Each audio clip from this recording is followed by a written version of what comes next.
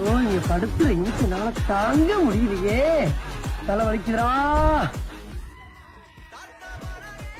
என்ன மட்டும் வீடியோ எடுக்க மாட்டீங்க? இப்போ நீங்க எடுத்தாதான் நான் கிளம்புவேன். அண்ணாத்துக்கு இது இல்ல பாத்தீங்களா? பயமா எனக்கா அப்படின்னு எத்தா தலைவன் சேர்ல கால் மேல காலை போட்டு உட்கார்ந்துருக்காப்புல.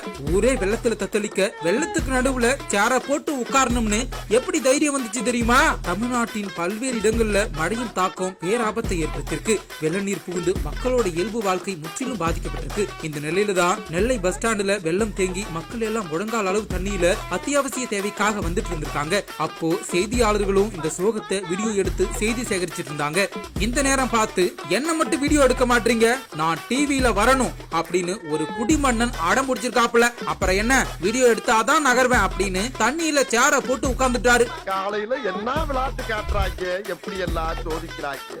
இது என்னடா செய்தி சேகரிக்க வந்த இடத்துல சோகம்னு அவரை சமாதானம் செய்யறதுக்குள்ள போதும் போதுன்னு ஆயிடுச்சு. ஒரு வழியா தலைவனை எழுப்பி அனுப்பி வச்சுட்டாங்க. இந்த வீடியோ தான் இப்போ வைரல் ஆகி பிச்சை எடுக்கணும்னு ஆயிடுச்சுல, வீடியோக்கு மட்டும் என்ன எடுக்கிற?